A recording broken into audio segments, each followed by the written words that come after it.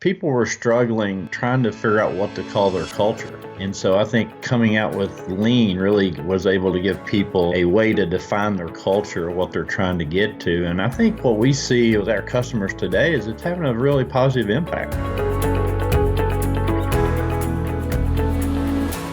What if you could rename the word we continuous improvement practitioners call Lean? What would it be and why? Well, my guest today recently posed this very question on LinkedIn, and the thread exploded with more than 60,000 views. Their names are Tracey and Ernie Richardson, and besides being successful Lean consultants, they also published the Toyota Engagement Equation, which, in our opinion, was one of the best Lean thinking books released in 2017. On today's show, we explore Tracey and Ernie's motivations for asking this question and what they learned from the responses. Show notes for this episode can be found over at gembapodcast.com. Just look for episode 196. You can also check out Gemba Academy's Lean Learning System over at gembaacademy.com with a fully functional trial. Now, let's get to the show. Tracey and Ernie, welcome back to the show.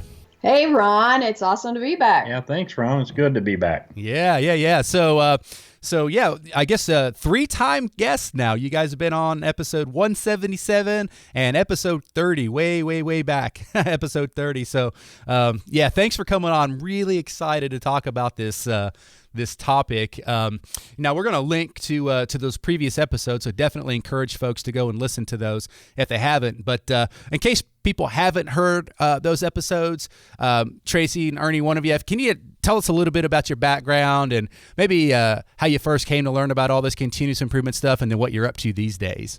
Yeah, so actually I spent 25 years at Toyota, part of the time in the Kentucky plant and then part of the time at the headquarters outside of Cincinnati.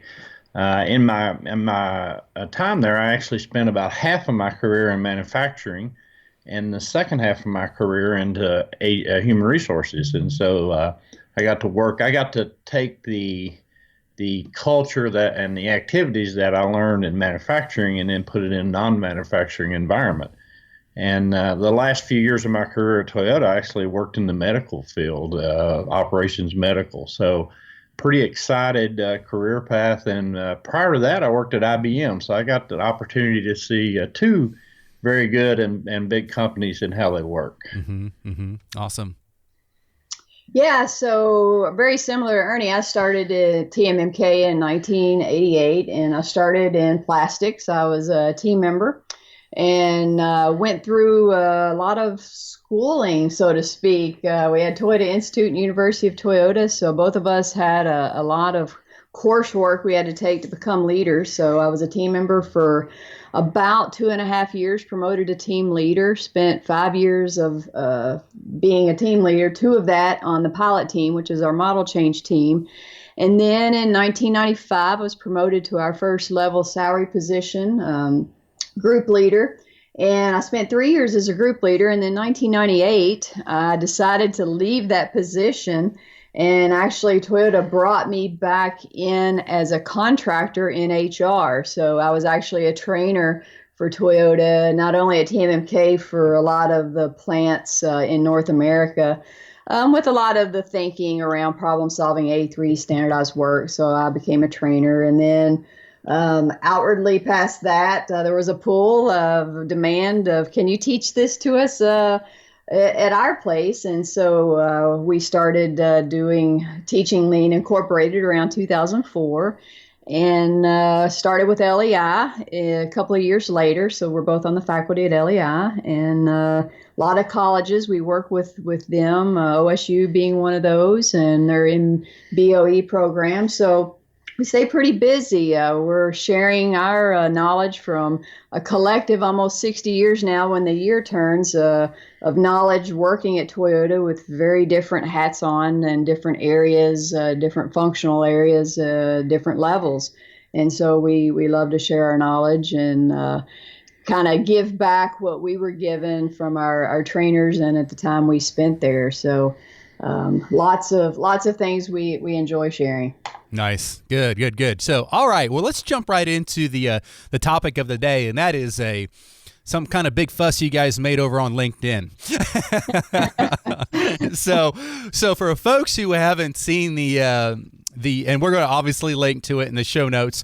Will be episode 196 over on gimbapodcast.com. We'll link to the actual posting there. But what was the question? Let's start there that you asked. I believe it was around, the word lean, obviously. And I'm like, if we didn't have the word lean to describe some of the things that a lot of organizations try to do, implement, evolve, if we didn't have that word, what word would we use instead? Like an exchange word. And it created a huge dialogue. There was a lot of comments, a lot of interaction, and it really wasn't expected for me to have that much discussion. Today, I think the viewpoints are at almost 57,000 views. And so it turned out to be a very popular and engaging question that got a really good response and some really great answers and discussions going on from it. Mm-hmm, mm-hmm. So why did you ask it? Well, I love LinkedIn and the interactions on there. I got a lot of good colleagues, friends, and there's so much good discussion. Ernie and I are like sponges. So, we love to learn and soak in from other people and their ideas. But, we get questions externally too, not just from social media side, but from clients. We do a lot of private clients and also public sessions. And the question sometimes comes up, even, in the most recent, maybe 1 or 2 years is, do we have to call it something? Do we need to call it lean? And so I just thought it was a good question to throw out there to everybody to discuss and say, hey, if we didn't have this word, how would you describe it? And so, bringing from what we were learning from what we were doing in the field, kind of bringing it out to social media and asking them the same question we were kind of asked in private settings with clients. Yeah, a few days ago, you guys were trapped in an airport, and you were one of you was playing around with a word cloud, and basically, I think you took the answers or the responses and from the LinkedIn posting and created this word cloud. So what did you learn from the responses? Let's start there. What did you learn? Yeah, it was very interesting because I tried to take all the comments and kind of do a copy and paste and put them over into a Word document and weed some things out. And I looked down and it was like 20 pages of comments. I'm like, oh boy, this is a lot. So I had to do some 5S of information. But, I started, looking in. Obviously, we were on a delay, so I had some time. And so I started looking into it and pulling out some of the key wordage. There were some repetitive words, things like flow, and I like one of the words upskilling, a lot of things around people development. But I decided, these word clouds are kind of neat and informative, and it brings information together in a fun way to kind of capture, summarize, what came out of all the comments, what were some of the commonalities, and what were some of the neat little new things that people come up with. So I put that together a couple of days ago and put it out there as a kind of follow up to the thread, I think, and it's being looked at as well pretty good. So I think it was a good summary of that. Ernie, when you were reading through all the responses, did anything surprise you?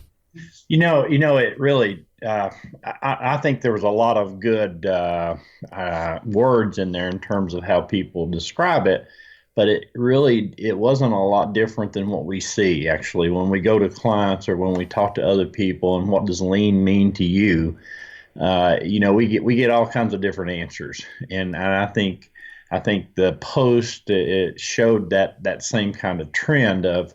And it means different things to different people. And honestly, from my opinion, that's okay. Mm-hmm. There's nothing wrong with that. There's nothing, when I was at Toyota, we really never used the word lean. Mm-hmm. And so it was kind of our culture of how we did business. It wasn't really it didn't have to have a tag, so to speak. So I thought there's a lot of good creativity in the way people are talking about it, and a lot of the words they use. Especially when we talk about development of people and continuous development of people. That's kind of in our world at Toyota. That's kind of how we define continuous improvement, is continuous development of people. So I thought it was really good. I think it's a really good discussion. Mm-hmm. So what were I don't have the word cloud up in front of me right now, but got all the podcast stuff right in here. But what were say maybe the top 5 or 6 kind of phrases or words that folks used? I think flow came up quite a bit. Engagement was up there. Harmony was a good one. Integration. Trying to kind of look through my notes as well. Kind of operational performance, cultural transformation, respect for people. And then there was a kind of a learning with the R inside of lean. Yeah, I saw that. We're leaning and learning at the same time. Yeah. And kind of mindset and operational grace was a neat one in there. So there was a lot of things around, and obviously the default ones around waste and value add. But there was a lot of good things, especially around flow. Just simple flow. How do we flow with people? How do we flow with information, product? Our outputs, the things that we're trying to do from a vertical and horizontal alignment in the organization. I think that was pretty cool. And then, like I said, the one upskilling was around people. I think was a pretty good summary of what we saw. Mm-hmm. So imagine that some other clever lean thinker wrote that same posting, and both of you stumbled across it at different times, and you decided to play the game. What would y'all have typed in there? For me, and I think Ernie kind of mentioned it, it's always been, if we go back to our cultural beginning with TMMK, before we ever realized that, there was this term for what we were doing, we joke sometimes and said, our trainers said, it's your JOB, that's an acronym for you, it's your job. But for us in our Toyota Way culture, I think lean, and there's this equal sign of people development or respect for people. And, that's kind of, for me, when I hear the word, because lean is such a large umbrella word for many things under it, but I think it resides with culture and people and putting them first. If you go back to some of the words that Sakichi Toyota comes up with, there's a lot of things around people first, and the people are a determinant of the rise and fall of an organization, and so I think it really resides with people. Yeah, Ernie, do you agree? Yeah, I think and I reflect back at our years at Toyota, and really we obviously we looked at process, we look at results, but our biggest challenge as leaders is how do we continue to take people and develop them into doing things they didn't think they could do themselves. Mm-hmm. And it was very powerful to see that development of people over time and time again, which is what continues to bring our continuous improvement culture. It continues to and reinforce that continuous improvement culture. Mm-hmm. Yeah, I know it's interesting. We did I was just thinking about this the other day after I read the post, and we did a video interview series. It was, I don't know, couple AMEs ago, maybe been the one in Toronto. I can't remember which one it was, but we had Jim Womack, Mr. Shook, Yes. Mr. Jones. They were all in a room, and Chet kind of was sort of emceeing the whole thing, and they reflected on that 25 years of lean, right? Like that was the 25-year anniversary of it. And one of the questions that they did ask, I think they asked Jim Womack, if you could go back and do it again, would you call it lean? And I don't want to, I can't remember exactly what he said, but I remember him specifically saying, we did the best we could. you Yeah, know? right. And so I think it's real easy for people to be critical of it and, oh, why'd they call it that? But I'm like, well, where were you, big boy? You know, you were nowhere, you know, doing nothing. These guys were out trying to change the world. So I have a lot of respect for the work that those guys did, and Machine that Changed the World obviously changed many of our lives, right? So, you know, it's our career now, you know, this lean thing. So yeah, so it's super easy to be critical of it, but I for one, super happy that there is a thing, anything that you know, represents what it is that we're trying to do. So I agree. I think I listened to that. I think the majority of that, and it was something I think needed at the time to try to, you know, how do we come up with something that isn't a Toyota word, so to speak, and let's try to replicate this external. And I really think it's a really good word. And I've talked to Jim and John and others around it, and I think if you asked them and some of the things they talk about in the interview, I think it's really just about adding value, whether it's people, whether it's what we are creating in our product, services, or output. It's just how do we add value the best? yeah. And you know, the thinking around that, I think it's okay. You know, it's okay to call it something. And I think it was a really actually pretty important at the time, because people were struggling trying to figure out what to call their culture. Mm-hmm. And so I think coming out with lean really was able to give people a way to define their culture or what they're trying to get to. And I think what we see with our customers today is it's having a really positive impact. Yeah, no, for sure. So, I mean, none of us have, you know, magical powers where we can see into the future, but do you think the term lean is here to stay? I think so. You know, obviously this is our thoughts and opinions from experiences over the last, you know, so many years, decades working with customers and, you know, all over different industries, and just listening to people have the discussion. I think it's going to be around.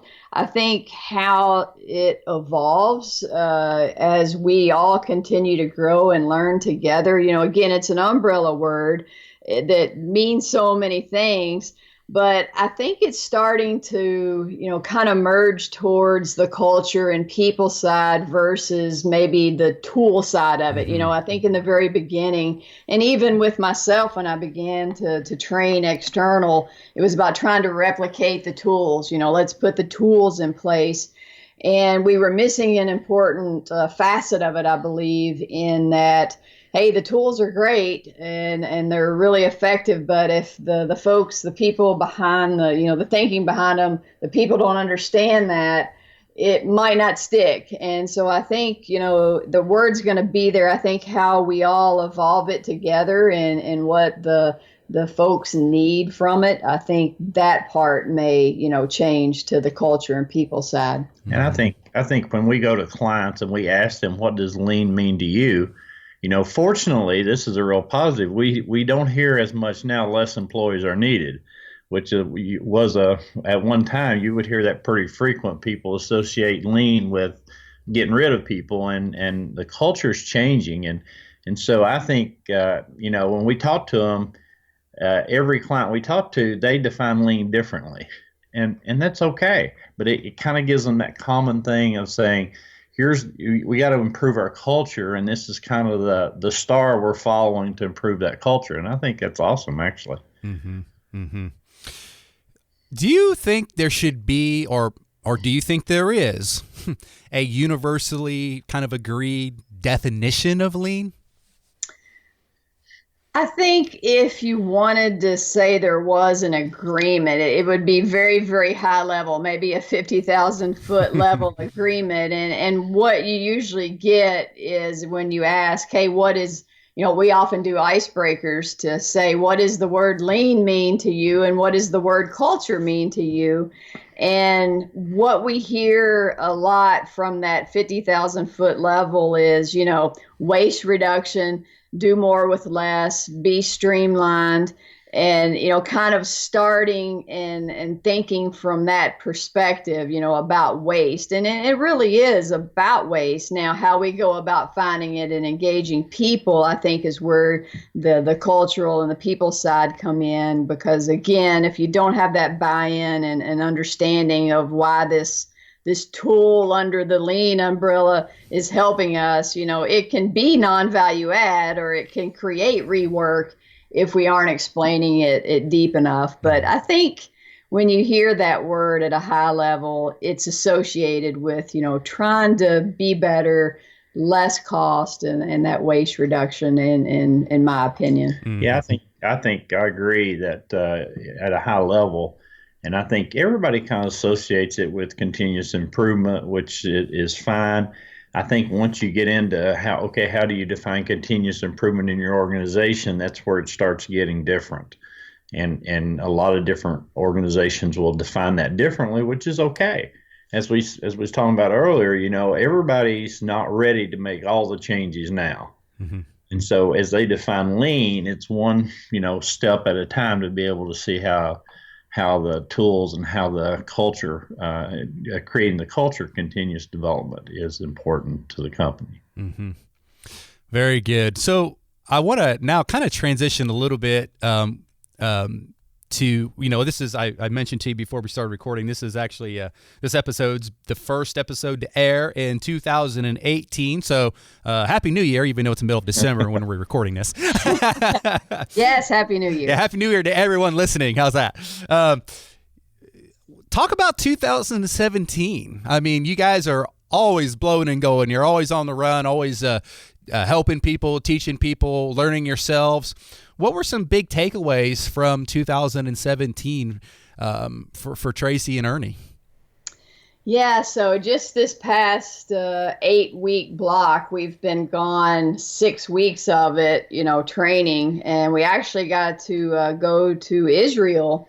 We were across 400 people in 5 days over there with the ILLE group. And so, the things that we learned this year, there's so many of them, but we saw this common theme around the importance of Gemba. And, the Gemba is the actual place where the work happens, whether it's widget or whether it's material and information flow, or if you're on a computer screen. There's so many things that define the Gemba, but we've seen so many discoveries and light bulbs come on from, really tenured people that, have said, hey, I've been here 25 years and I didn't realize this was going on until I stopped and took a second. And that differentiation from initial assumption of what we think it is, and that key word is think, not what I know. Just being able to see it, engage with the process owner and ask the questions and realize, just this past week, just a few weeks ago, it's a common theme that we're seeing, and to watch the light bulb go off for the person, and then the person doing the work and the leader, and seeing that dialogue and engagement happen where the work is, has been just, awesome to be a part of.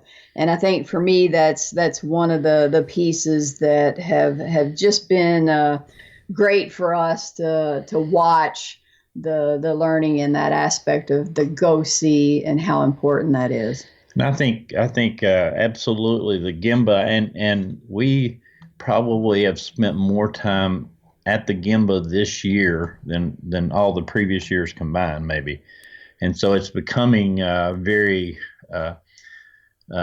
important for companies to be able to understand. But I think as we go to the Gemba, one of the things I think we saw this year, probably, again, more than we've ever seen before, is for companies who are really getting into lean, as we coin it, we're seeing better standardization. We're seeing companies that are able to define problems really well now, and to be able to understand where do they need to put the focus. And that's real encouraging to me in the aspect of now they can see that just moving people or not hiring people is not necessarily the answer.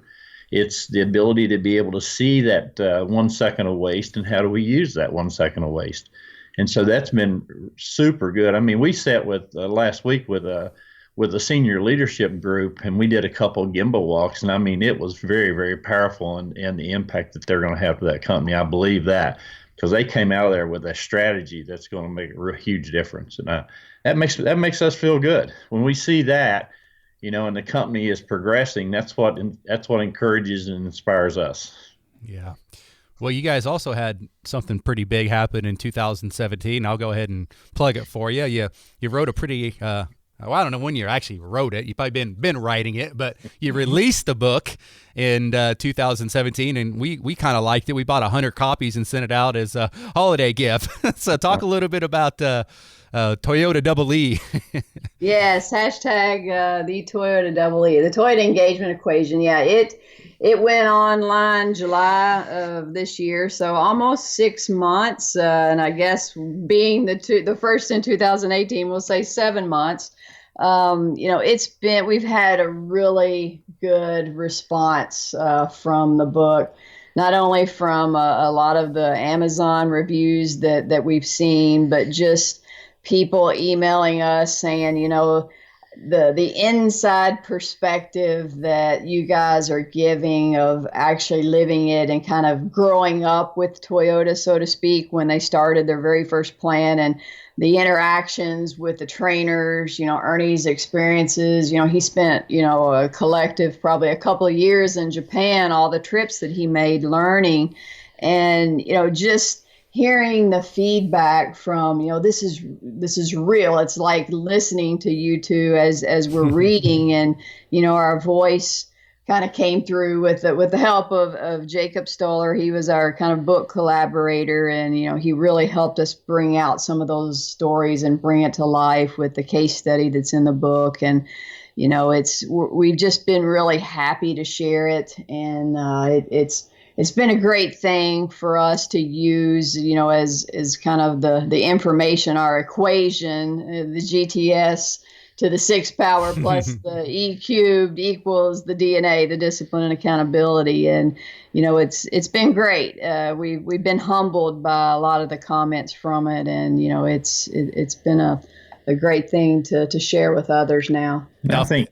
I think also, we've got a lot of feedback from our friends that are still at Toyota that have read the book, and that was probably the people we want to hear the most from, because we're trying to, in the book, we try to tell the story of our journey, and the learnings of it, the successes, but also the failures, and how we learn from both of those. And the feedback we've got from our friends at Toyota has just been phenomenal, and we've been very pleased with that, and very, very fortunate and very lucky with that, I think. Yeah, no, good stuff. Awesome. So again, this is coming out in 2018. So let's look forward. 2018. What's new for Tracey and Ernie, and what do you guys got going on?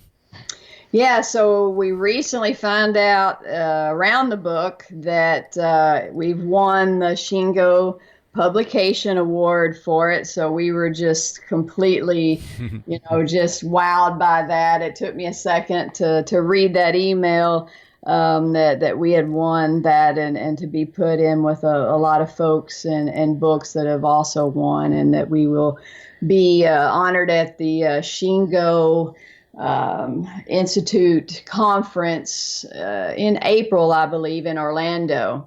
I think it's the second week of April. So very, very excited to have that happen to us for our very first book. And so very excited to share that. And, other things going on for us in 2018 that, we're wanting to evolve to.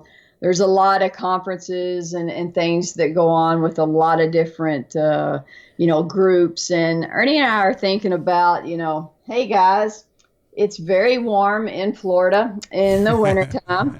And so we're not looking at a conference type setting, but more learning sessions. We've been talking a little bit, having some discussions with a local hotel here, and also trying to team up to try to have a physical Gemba to go to. And so it won't be a speaking conference, but it'll be a 2 to 4 day learning session that we're going to offer what we offer to our private clients in the form of 2-day sessions at a hotel here, and that hopefully tie up with a host Gemba that we're going to be able to physically see, some processes. So we're working on that for 18, maybe summer or the fall. That's our hope, and to start to maybe offer that maybe twice a year to bring folks to us and to offer what we're doing externally to a public forum that's just about learning, and we really hope that it's successful, and we want to make that small. It'll be probably no more than 20 to 30 people, so very intimate with coaching and good instruction one-on-one from Ernie and I. Awesome. Very good. Well, super excited to see what 2018 brings for you and really the whole lean community and the movement. I don't know about you guys, but I feel really good about the movement and what people are doing. I know it's far from perfect, and many of us still struggle from time to time, but it's folks like you, Tracey and Ernie, who kind of help pull it all back together and writing good books. And, we try to do our small part with this podcast. And I don't know. I have a lot of hope. I don't know what you guys feel. I think so too. I think, as I said earlier, I think the improvements with the clients we saw in the last year and a half or so has been phenomenal. Yeah.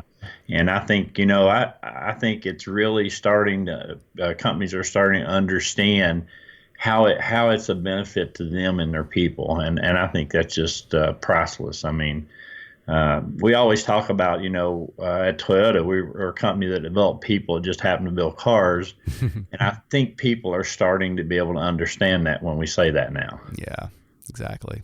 Good stuff. All right. Well, I'm sure we'll talk again later in the year on this podcast. Or definitely, if not on the podcast, some other way. But keep up the great work, you two, and thanks for coming on again. And I'll keep watching out for those LinkedIn viral posts again. And yes, we hope that we can continue to do that and get the community talking out there. It's great stuff. Well, let's get that thing rocking again. So, we'll link to it in the show notes. GembaPodcast.com. Look for 196. We'll link to that LinkedIn. We'll bring it back to life again, and we'll get another 20,000 views on it. How's that? There you go. Absolutely. All right. You guys take care. Thanks. Thank you, Ron. All right. Bye-bye. Thanks for listening to the Gemba Academy podcast. Now, we invite you to take a no-strings-attached, fully functional test drive of GembaAcademy.com. Gain immediate access to more than 1,000 Lean and Six Sigma learning resources, all free of charge, at GembaAcademy.com.